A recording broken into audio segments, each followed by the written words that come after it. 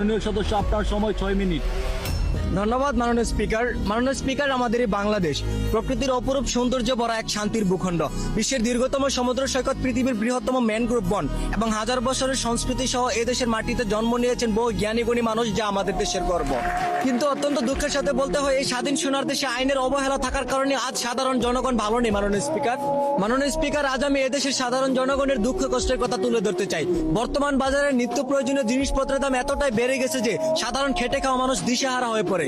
চালের দাম, তেলের দাম, গ্যাসের দাম বাড়ে, কিন্তু সাধারণ মানুষের আয় বাড়ে না। এই অভাবে পরে দেশ ও জাতির উন্নয়নের আশা করা যায় না। মাননীয় স্পিকার, আজ দেশের হাজারো শিক্ষিত যুবক বেকার ঘুরছে। বাবা মা কষ্ট করে পড়াশোনা করায়, কিন্তু পড়াশোনা শেষ করার পরও চাকরি নেই।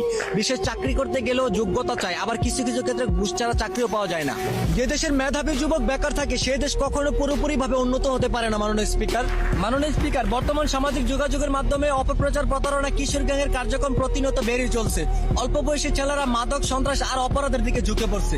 পরিবার, সমাজ, প্রশাসন সবাইকে একসাথে মিলে কাজ করতে হবে, নইলে ভবিষ্যৎ প্রজন্ম ধ্বংস হয়ে যাবে। মাননীয় স্পিকার, স্কুল কলেজ এমনকি মাদ্রাসা যাওয়ার পথেও মেয়েদের রক্ষা নেই। দর্শন, অবিচার, অলিক্ষণ প্রতিনিয়ত ঘটে যাওয়ার পরে এর কোনো প্রতিবাদ নেই। তবে আইন যদি সঠিক ও ন্যায় পথে চলতো, তাহলে দেশে এমন ঘটনা ঘটতো না। মাননীয় স্পিকার, আমরা সাধারণ মানুষ বড় বড় কথা বলতে চাই না। আমরা শুধু নিরাপদে থাকতে চাই, শান্তিতে চলতে চাই, ন্যায্য অধিকার নিয়ে মাথা উঁচু করে বাঁচতে চাই। পরিশেষে সরকারের কাছে একটাই আবেদন: দুর্নীতি বন্ধ করুন, দ্রব্যমূল্য নিয়ন্ত্রণ করুন, বেকারদের কর্মসংস্থান তৈরি করুন, সাধারণ মানুষের নিরাপত্তা নিশ্চিত করুন। ধন্যবাদ মাননীয় স্পিকার।